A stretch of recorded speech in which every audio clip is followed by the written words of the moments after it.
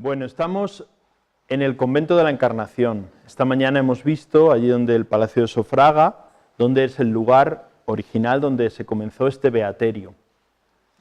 No era un monasterio como es ahora, era un beaterio que se funda en el siglo XVI, a principios, donde se van a vivir. Tengamos en cuenta que en el siglo XVI había muchas personas que cuando no podían casarse o no adquirían un nivel, ¿no?, pues no les quedaba otra cosa en la vida que entrar en un monasterio. Y entonces este beaterio lo que hacía era la posibilidad de que esas mujeres pudieran vivir su vida de una vida piadosa. Pero no podemos confundirlo, no pasa nada, no podemos confundirlo con un convento como los de ahora, ¿no? Era de otra forma.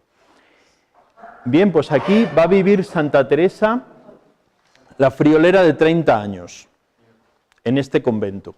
Los primeros 27, estando aquí de monja, como opción que ella va a tomar, y después otros 3 años que va a venir impuesta como priora.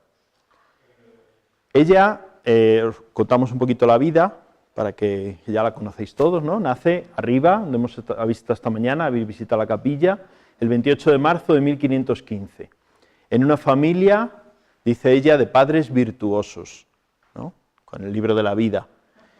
¿Quiénes eran sus padres? Sus padres, don Alonso, Beatriz. ¿Pero qué pasaba con don Alonso? Vamos a escarbar un poquito. Esto vamos a hacer como en el Sálvame, vamos a ver así hacia atrás, hacia atrás. ¿Quién era don Alonso? Era un señor que venía, ¿de dónde? De Toledo, ¿no? Ahí está el asunto. El abuelo de la santa era un comerciante de sedas en Toledo, que tenía mucha pasta, vendía muy buenas sedas, y era judío, de ascendencia judía. Los reyes católicos sacan una norma que dice que, bueno, todo el mundo tiene que convertirse en el reino al cristianismo o irse, que elijan. Y el abuelo de Teresa se convierte. Pero ¿qué sucede?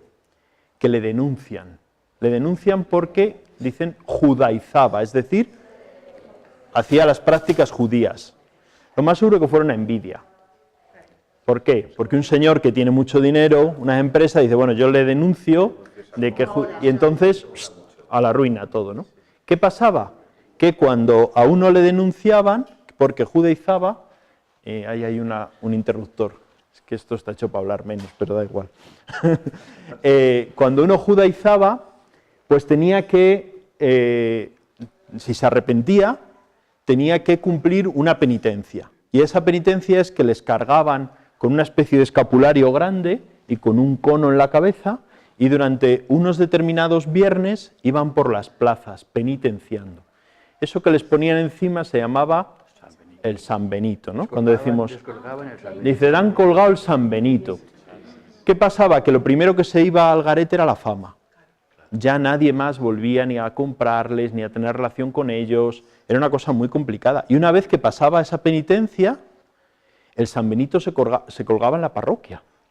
Entonces, para recordarlo. Entonces siempre tenía colgado el San Benito. Era tremendo aquello. Entonces, ¿qué sucede? Dicen, aquí no vamos a poder hacer nada. Y el abuelo, que era un hombre inteligente, dice, nos vamos a ir de aquí. ¿Y nos vamos dónde? A Ávila. Entonces malvende propiedades y cosas que tienen por allí y se van viniendo hacia aquí. ¿Conocéis Toledo? Sí. Bueno, pues Toledo, en la parroquia Santa Leocadia, que está muy cerca de las Carmelitas Descalzas, allí todavía se conserva hasta la casa donde vivió el abuelo de la santa, ¿no? Bueno, vienen para acá. ¿Y qué hace don Alonso cuando llega? Lo primero que hace es casarse con una mujer principal, que tenga apellido, ¿no? Y compra, donde está el convento de la santa, la iglesia, compra aquello que era una antigua ceca de la moneda, que con la reestructuración del reino de los reyes católicos había quedado abandonada, y construye allí su hogar. Y empieza a hacer un hogar cristiano, donde a través de la buena familia de la mujer, luego muere, vuelve a casar con la que será la madre de Teresa, pues vaya dando un poco de historia, ¿no?, a la familia. Pero él también va a tener una tienda de telas aquí en Ávila. Esta mañana hemos pasado por donde está la plaza del Ayuntamiento, una plaza pequeñita, se llama el Mercado Chico. Pues una de esas calles que sale, por ahí tenía la tienda el padre de la santa, ¿no? Bueno, pues nace Teresa. Teresa es una chica locuaz, alegre, muy viva, muy despierta. Aprende una cosa muy importante que a veces se nos olvida a nosotros los carmelitas decirlo. Aprende a leer y a escribir. En el siglo XVI, que casi todo el mundo era analfabeto, que alguien supiera leer y escribir, eso era tremendo. Aprende a leer y escribir. En su casa había una biblioteca que tenía su padre, claro, eran judíos, tenían cultura, ¿no? Aprende a leer y escribir. Dice la santa que leían libros piadosos, libros de santos, libros, el Flos Santorum, de historias, pero con la madre va a leer a escondidas del padre, y ahora ya entendemos por qué dice la santa que leía a escondidas del padre, ¿verdad? Lee libros de caballerías. Esos son como las revistas del Pronto, algo así, pero más grande, más grande. Leían libros de caballerías, de historias, de amoríos, de caballeros, de doncellas, todo eso que despierta la imaginación de Santa Teresa de una manera brutal. ¿El padre por qué no quiere que lean eso? Dice, no vaya a ser que empiecen a pensar que somos judíos, que no vamos por la moral, ¿no? El padre siempre con eso, con la mosca detrás de la oreja. Bueno, lo leen a escondidas, pero también con su madre aprende Santa Teresa a rezar. Rezan el rosario, rezan en familia, todo eso nos lo cuenta ella, ¿no? Cuando tiene como 12 años, muere la madre. Y Santa Teresa dice que cuando comenzó a entender lo que había perdido, afligida, fuime a una imagen de Nuestra Señora y supliqué la fuese mi madre, con muchas lágrimas, ¿no? Una ermita que estaba, por donde habéis entrado con el autobús, por el río, por ahí más o menos, hay una ermita que se ve, que es en segundo, hacia el otro lado, la ermita de San Lázaro. Ahí estaba la Virgen de la Caridad, que todavía se conserva. Está en la catedral y sale en procesión el día de la Santa, ¿no? Bueno, pues muere la madre, Santa Teresa es adolescente, van por allí que si unos primos, que si una prima, que no sé qué, la prima debía ser un bicho tremendo. Y Santa Teresa empieza a sacar los pies de las alforjas. Dice, como todo niño adolescente, ¿no? Empieza a tontear, que si con el primo, que si tal, y dice ella que es que ella era muy coqueta, que le gustaba tener cuidado de perfumes, de manos y cabellos y todo, o sea que no era una monjigata de estas bobas, era una chica que le gustaba. Y don Alonso se echa a temblar, porque su hija mayor, María, se acababa de casar. Y dice, ¿quién me va a educar a la niña? Empieza ahora sí y la liamos de nuevo, ¿no? ¿Por qué? Su padre lleva unos años en un juicio, va a hacer un pleito. ¿Un pleito para qué? Para demostrar que es cristiano viejo. ¿Pero cómo lo va a demostrar si es judío? Pues como pasa hoy. Pagando. Da igual que seas Cristiano Ronaldo, o sea lo que sea, da igual, si tienes dinero, nada. Entonces, con gente de un pueblecito que había aquí, donde estaba otro hermano suyo, pues van a Valladolid, y allí van y con los testigos, sí, es cristiano viejo, bueno, de Manjabálago de toda la vida, le conocemos, bueno, el primero en la iglesia, ¿no? Y así, claro, eso le hace a don Alonso, entre que él no debía ser buen administrador, y después todo eso, pierde todo el dinero. Y claro, fijaros, esto se ha sabido hace poco, porque algunos a lo mejor todavía habéis oído hablar de Santa Teresa, la santa de la raza. Sí. Un libro que salió así, ¿verdad? Claro, resulta que un carmelita un día, olisqueando ahí en la Chancillería de Valladolid, el padre Teófanes encuentra un papelito que es el pleito de Hidalguía. Dice, anda, ¿cómo que santa de la raza? Si aquí don Alonso está pagando para un juicio de que era hidalgo, ¿no? Perdón. Bueno, entonces, él se había gastado todo el dinero. La niña empieza con estas bobadas. ¿Y qué dice Alonso? Se acabó, a un internado. Y la va a llevar a un conventito, Santa María de Gracia, está muy cerca de la Santa, que son agustinas, y tienen un pequeño internado. Allí meten a Santa Teresa, y Santa Teresa entra allí y dice que era enemiguísima de ser monja. Claro, le habían quitado todo a pobre. Se ha quedado, dice, yo enemiguísima de ser monja. Ella va a estar como un año. Pero fijaros, nos deja un recuerdo muy bonito.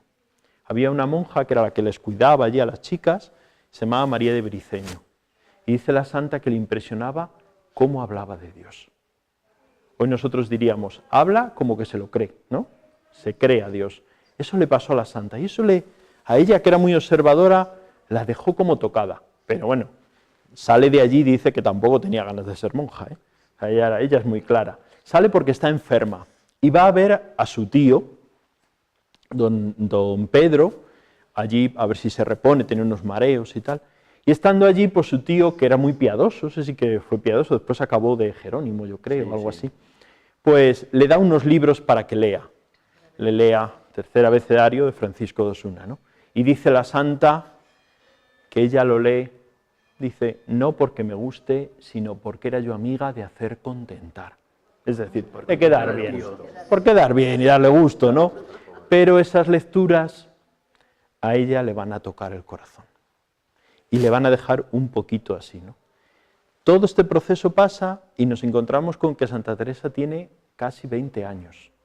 20 años del siglo XVI, que alguna ya tenía hijos y de todo, ¿no? Y ella no había hecho nada en la vida. Y dice, ¿qué voy a hacer yo? Dice, yo para casada no valgo. No voy a ser como mi hermana María, sujeta al marido y que me hunde la miseria. Dice, no, yo para eso no valgo. ¿Qué me queda? Pues monja. No hace un discernimiento vocacional como hacemos hoy con los jesuitas, todas esas cosas. No. Santa Teresa, ese es el discernimiento que hace. Dice, me voy, de modo mayor el sentimiento cuando me muera, que parecía que cada hueso se me apartaba de sí. Pasó mal, ¿eh? Bueno, pues aquí viene Teresa de Jesús y aquí va a estar 27 años en este convento. Viene escapada, al final el padre tendrá que sacar dinero donde puede pagarle la dote, ¿no? Viene a este convento, no es un convento de clausura, como eran antes, como son ahora, ¿no? No estaba todavía aplicado lo de Trento, entraban, salían, era la vida que llevaban, ¿no? Teresa entra aquí y dice, yo voy a ser la mejor. Ya que estoy aquí, pues voy a vivir bien, ¿no? ¿Qué había aquí? Casi 200 monjas. Y monjas de todo. Las ricas, de familia bien, que tenían hábito mejor calzado, más tal, más comida. Y las pobrecitas. Las ricas traían perro y criada. Y las pobres apenas se morían de hambre. Esa era la historia del convento de la Encarnación. Y Teresa llega y dice, no, yo voy a vivir mi vida, pues voy a querer ser buena dentro del convento, ¿no? Viene aquí, vuelve a caer enferma. Vuelve a caer enferma, la llevan a curarse. Y la llevan a un pueblecito que se llama Becedas, que había una curandera. Los médicos no entendían nada. No daban con ella. Que son muy humildes. ¿Hay algún médico aquí? Yo. Pues dice el libro de los Proverbios, dice, acude al médico que a veces aciertan, ¿no? Pues algo así, ¿no? Bueno, pues no. Una mujer muy inteligente. No entendían mucho. Va la curandera que entendía menos aún, porque la deja muerta. Habló muy bien. La deja muerta a la santa, ¿no? Allí le va a pasar una historia con un cura que había ahí en Becedas. A mí me gusta contarla, que era un cura que estaba amancebado, ¿no? Tenía una chica del pueblo ahí que le tenía, decenas del pueblo que le tenían poseído, le tenía unos idolillos aquí, ¿no? Y Teresa, en vez de hacer lo que hacemos todos, que es criticar y señalar al cura, ¿no? Pues ella dice, este me le gano yo. Y se iba allí, se confesaba con él y se lo ganó. Le quitó el idolillo y consiguió que el cura volviera. Bueno, ahí en Becedas prácticamente la santa muerta.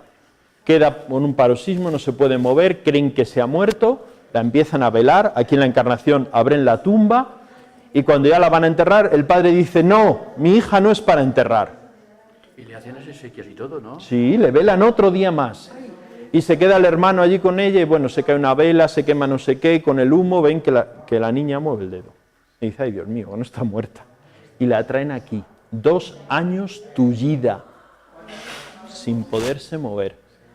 Santa Teresa empieza a tener devoción a San José, empieza a pedir a San José su recuperación y dice que es el santo más grande del cielo. Nada le he pedido que me haya dejado de conceder. Y si va mal, él lo endereza.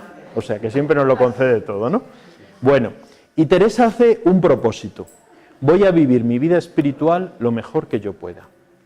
Y empieza a vivir las virtudes, empieza a no dejarse llevar por el qué dirán. Imaginaros en una casa con 200 mujeres. Empieza a no hablar mal de las otras. dice que a asistir a todos los rezos litúrgicos, lo cual quiere decir que muchas no iban porque era libre o lo que fuera. Uno cuando ve esto dice, pues si esta mujer ya es santa, ¿no? Con todo este esfuerzo y este camino que ha ido haciendo. Pero resulta que nos dice ella que no. Dice, me he dado cuenta que mi vida está vacía, que estoy dividida, que estoy en el coro y tengo unas ganas de bajar al locutorio a ver a las amistades porque se ha hecho famosa. Estaba muerta y vive, y encima era locuaz y sabe hablar, y venían los caballeros a verle, las damas, y ella bajaba y contaba sus historias. Estaba en el coro y quería ir ahí. Y cuando estaba allí abajo, con esa gente, dice ella, en acordarme lo que le debía a Dios era con pena. Como que le hurtaba el tiempo. Dice, claro, le estaba robando a Dios ese tiempo, ¿no? Y dice, pasé este mar tempestuoso casi 20 años. 20 años. Dice, es una guerra tan penosa que no sé cómo un mes la pude sufrir, cuanto más tantos años, ¿no? Santa Teresa se descubre rota. ¿Por qué? Porque no está viviendo su vida de verdad. Le falta algo. Está solo en apariencia, pero si es virtuosa, se hace cosas buenas, dice, sí, pero falta chicha. Y un día, la cuaresma de 1554, entra en su celda, que debía ser celda grande, era de familia con dinero, ¿no? Entra en su celda y habían metido allí un cuadro de un Cristo muy llagado, un Cristo toda la columna. Y dice Santa Teresa que cuando vio aquel Cristo y esas llagas, dice, me trastorné. Dice, todo eso me turbó de tal manera que caigo de rodillas y le digo al Señor, me tienes que cambiar, me tienes que fortalecer, porque si no esta vida mía no va a ninguna parte. Santa Teresa siempre fue una mujer de convicciones, auténtica. Entonces cae de rodillas y le pide al Cristo que le fortalezca. Y nos dice ella que Dios obró el milagro. Dice, pero esta vez lo obró. Quiere decir que ya lo había pedido más veces.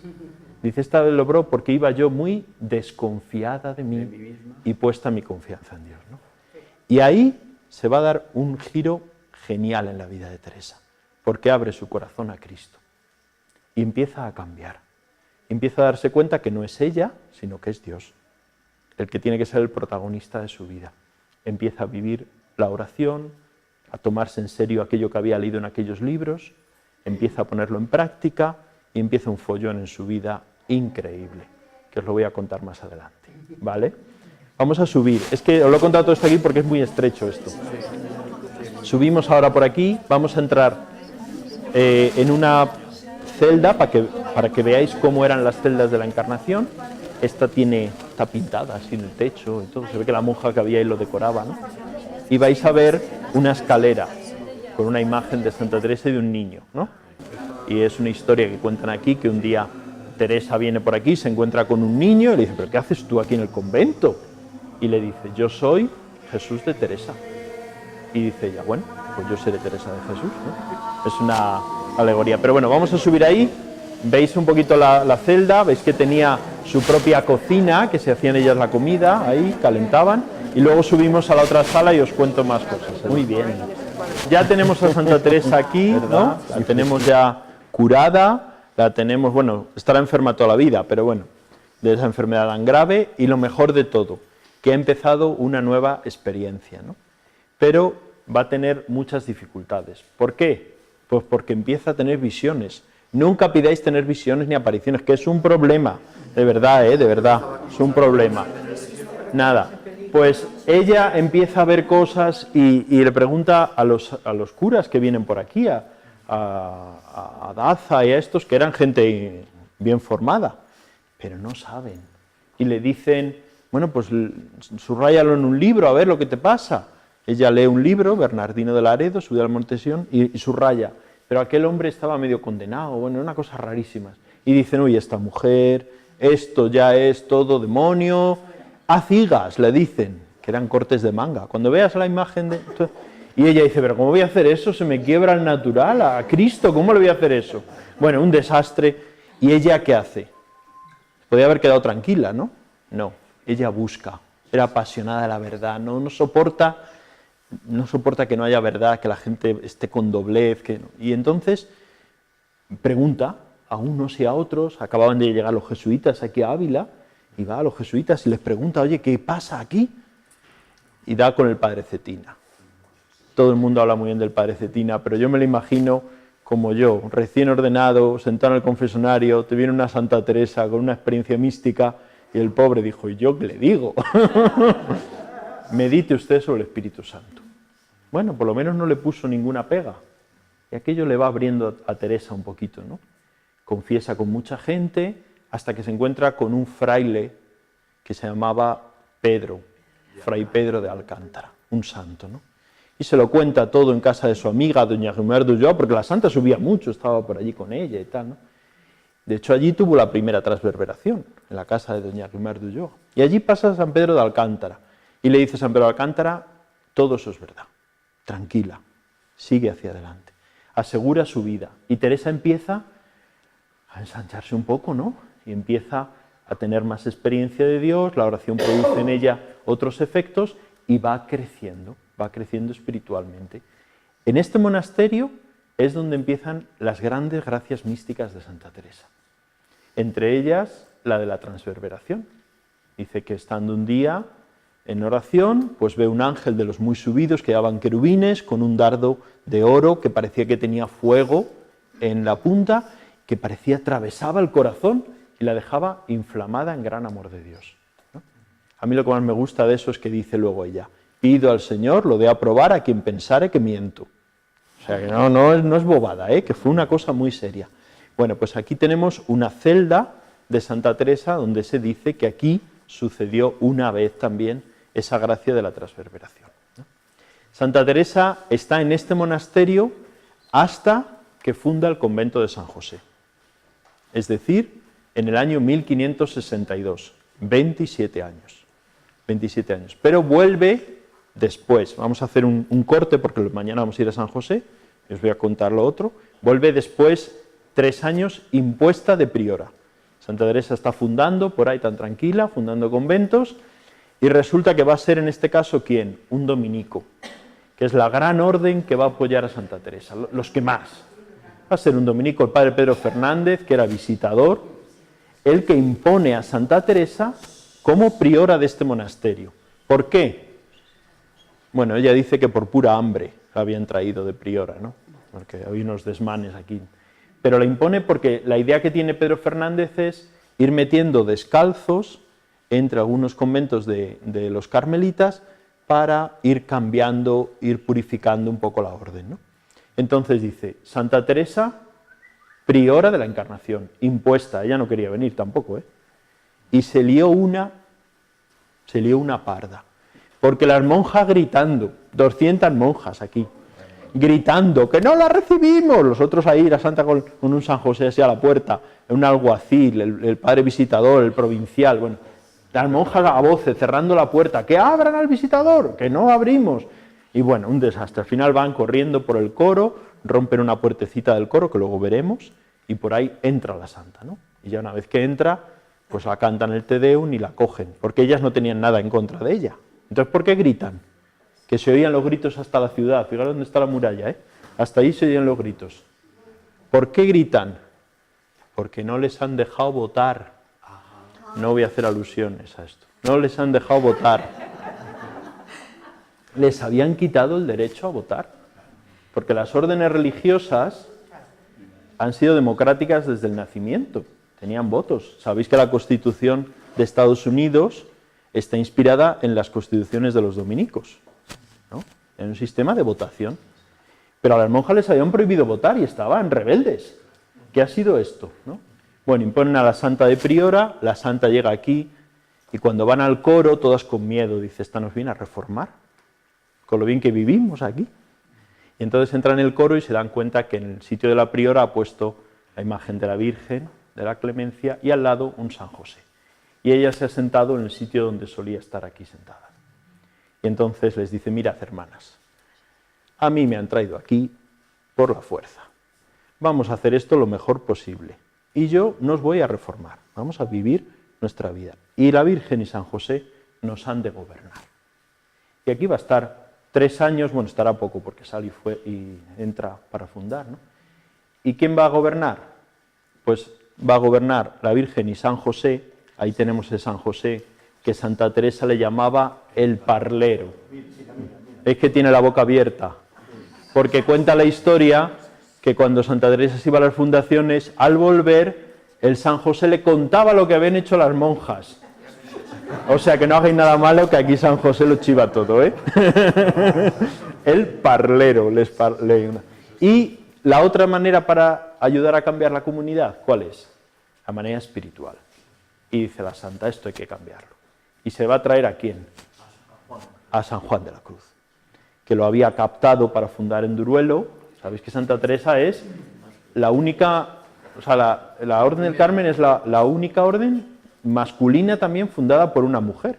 Santa Teresa. Juan de la Cruz es el primero, pero ella es la fundadora, ¿no?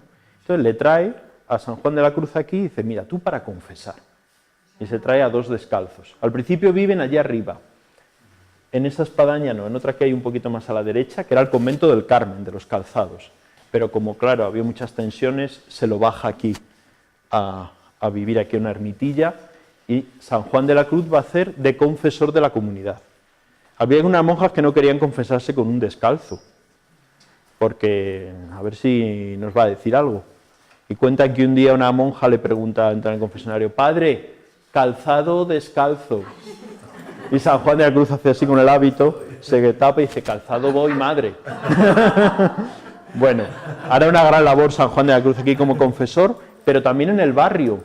Los 2 descalzos van a acoger a los niños, les enseñan la doctrina cristiana, les enseñan a escribir, van a hacer una labor muy bonita hasta diciembre de 1572, ¿no? En que se lo llevan preso, pero eso os lo cuento luego. ¿Qué vemos aquí? La celda de Santa Teresa ya siendo priora, una celda más grande, el parlero, hay muchas cosas, pero señalo las más interesantes. Cartas de Santa Teresa autógrafas. Cartas autógrafas que preguntaba. Esta es la verdadera joya de la santa, lo que ella escribió. Y aquí, además de la almohada de viscolástica, además de esta almohada de viscolástica que dicen que usaba la santa, aquí la mayor joya es este dibujito. Este dibujito que dibujó San Juan de la Cruz. Creemos que desde una tribuna que dan a la iglesia, ¿no? Pinta este Cristo así como en el aire, del cual se va a inspirar después Dalí para pintar su Cristo, ese famoso, ¿verdad? Las otras son otras reliquias, pero ese es verdaderamente un buen recuerdo de San Juan de la Cruz, ¿eh? Mirando este Cristo, que es una joya, como ha dicho David, muy bien, pintado por San Juan de la Cruz, vamos a cantar un canto y un momentito, una pausa de oración. Solamente voy a cantar la invocación de la oración de Ana Enamorada. Dice así.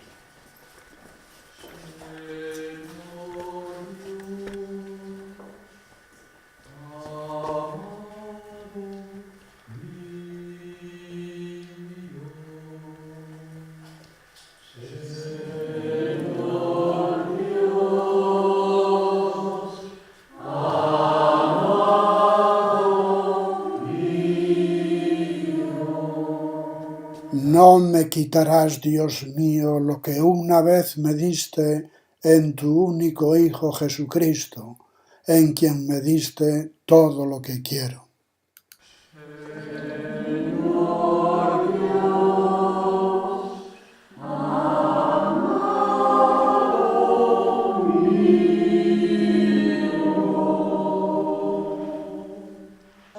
Según salimos nos vamos a fijar en un cuadro que hay enfrente. Ese cuadro vino de la casa de la santa con la dote. Y es un cuadro de Jesús, el pozo y la samaritana. Muy importante, porque dice Santa Teresa que había ese cuadro en su casa y que a ella le gustaba hacer esa oración como la samaritana, ponerse junto al pozo y decirle al Señor, dame siempre de esa agua. Pues repetimos también nosotros esa invocación de la santa viendo el cuadro mientras vamos bajando. Dame siempre de esa agua. De esa agua. Dame siempre esa agua. Dame siempre esa agua. Que hay que tocar aquí el portero automático este. Me dejaron ahí en oración. Esta era la puerta a arreglar, ¿eh? La puerta por donde entraban al convento y salían. Me dejaron ahí en oración un rato largo, además por eso. Inglés. Me dice que aquí. ¿Que rezamos aquí? Sí. Ah, vale, pues entonces hay que... Les digo una cosita aquí y les traigo para acá. Vale. Nos han dicho que mejor para el rezo en la otra iglesia. Os cuento una cosita breve. Esta es la capilla de la Transverberación. Porque en esta capilla, esto era parte de la celda de la Santa. De hecho, ahí se puede visitar.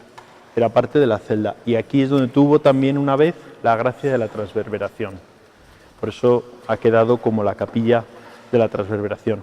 Si nos asomamos ahí a esa celda, vamos a ver como la otra que hemos visto, con cocina que servía para calentar y también para hacerse sus comidas, pero ella tenía una celda más grande, quizá porque su padre pues había dado buena dote y entonces tenía celda grande. Sabemos además que era grande porque se juntaban algunas que venían de fuera con ella, ¿verdad? Se juntan allí a bordar, a coser, a leer, a hacer oración.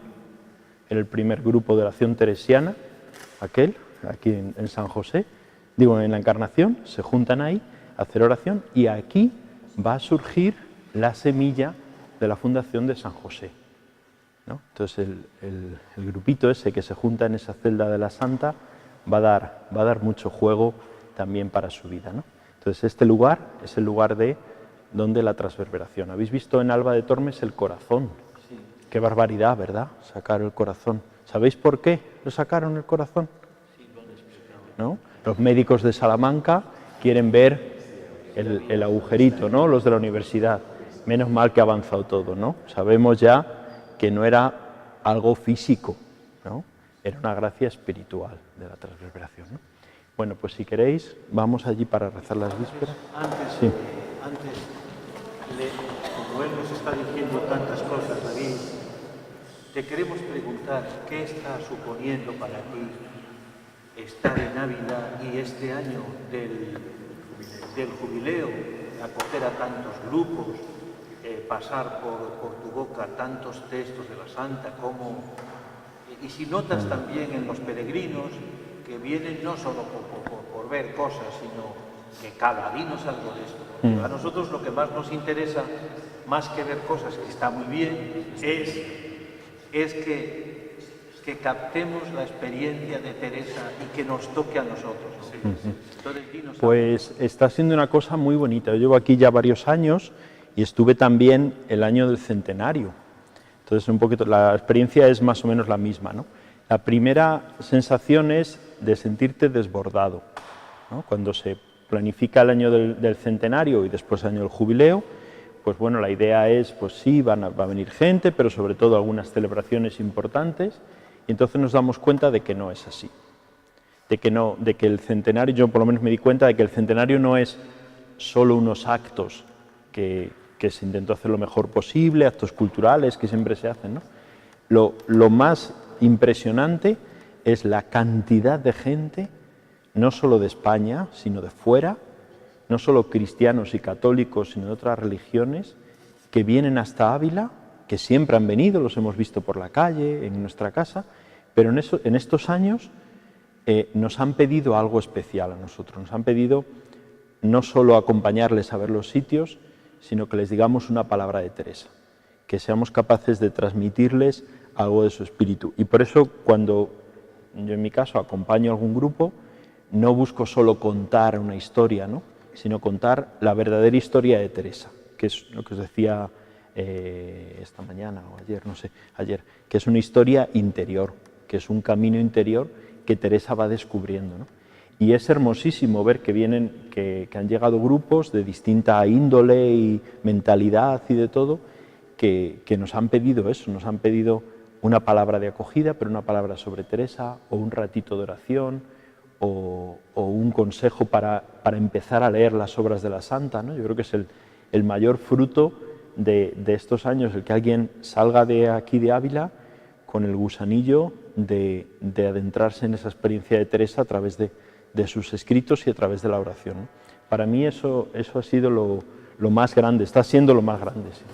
Y una cosita, que David es el director de la revista Teresa de Jesús, que no hay otra revista como esta para dar a conocer a la santa, compartir experiencias. Entonces, bueno, pues por si a alguno le interesa, este es un buen momento para suscribirse, porque es realmente una maravilla. No sé si conocéis esta revista, creo que sí.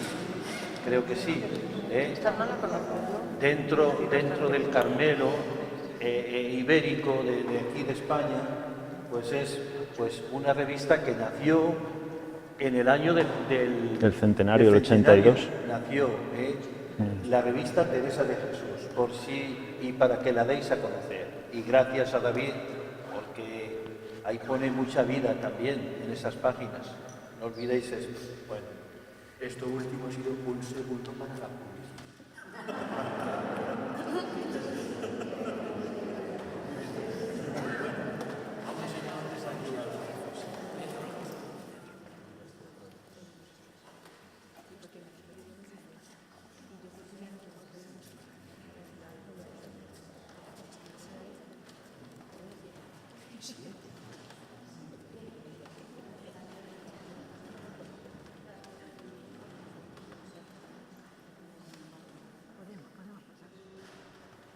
después del día que llevamos,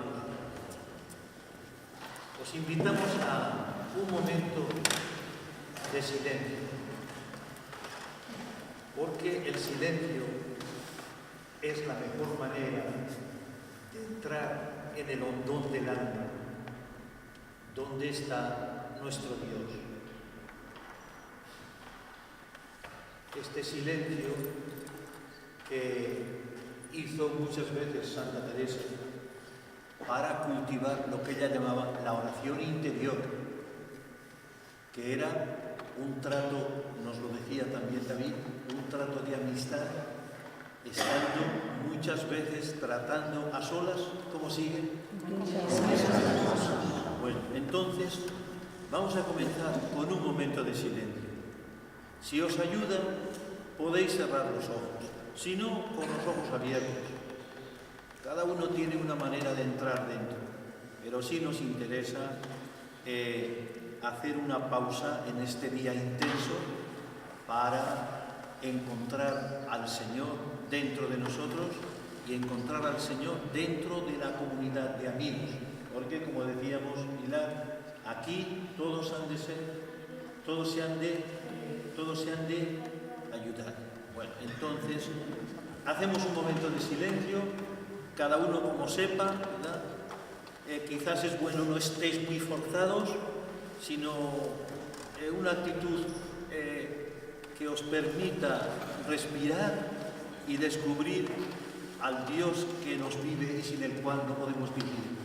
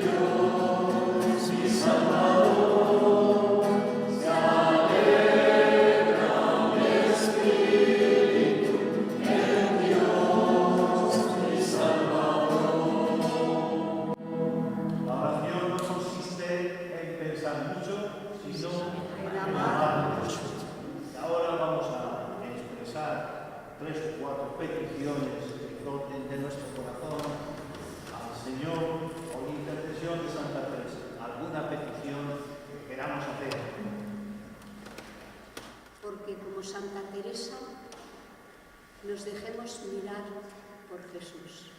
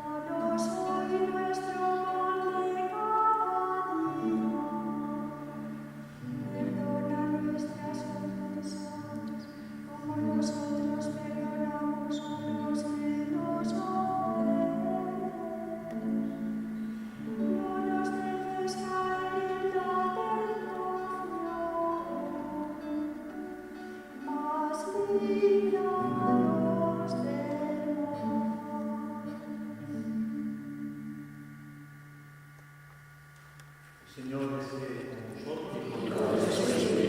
La bendición de Dios Todopoderoso, Padre, Hijo y Espíritu Santo, descienda sobre vosotros. Amén. Dios nos bendice, pero nosotros también estamos llamados a bendecir. Por eso hacemos la señal de la cruz de bendición sobre la frente de la persona que está a nuestra izquierda y nuestra derecha.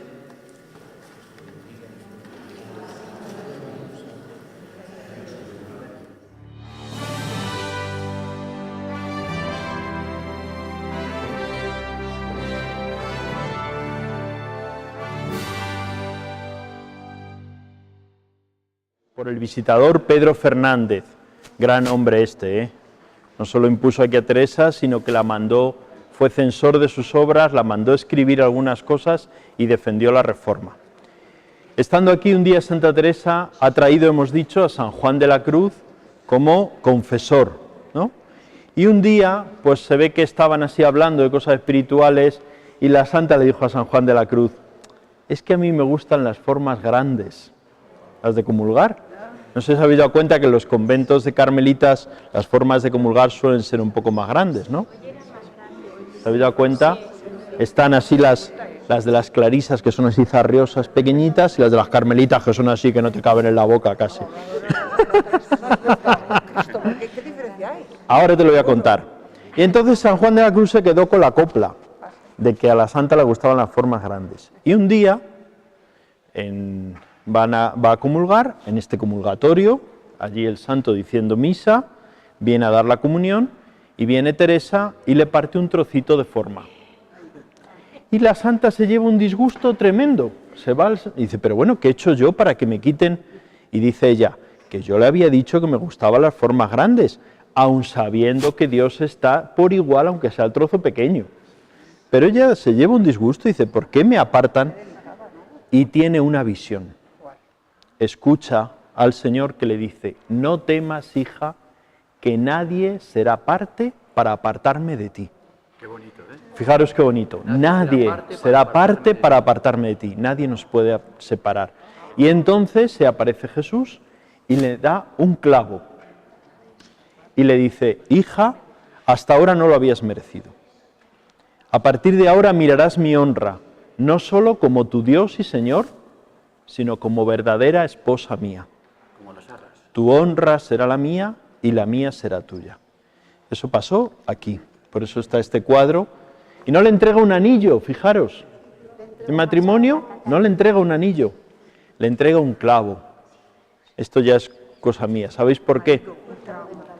Porque con un clavo se entregó Jesús en la cruz. En un clavo que atravesó su humanidad.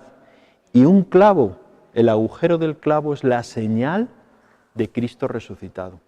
Cuando se presenta delante de los apóstoles, les enseña las manos. Y Santa Teresa dice que ella siempre veía a Cristo con la carne glorificada, siempre glorioso.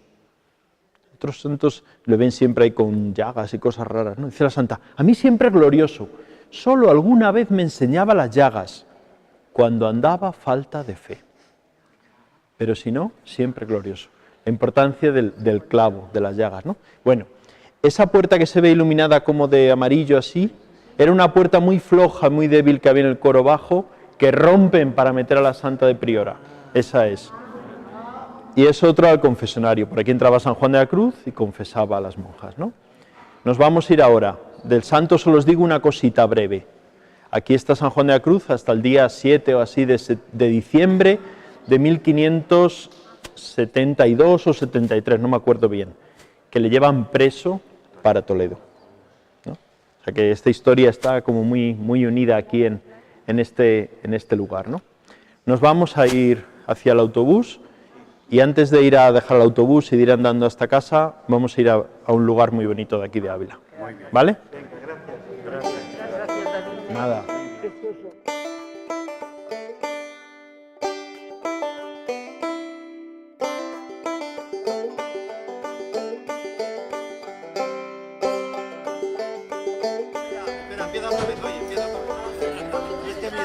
La Merche y la Begoña. A la una, A ver, a las espera, dos. que está la Merche ahí ocupada. Ah, pues mira, yo ya voy a hacer la foto ahora. No, que viene la Mari Carmen por allí. Espera, un momentito. Sale. Espera, cuidado, Merche, Begoña, mira. Ahí, ahí.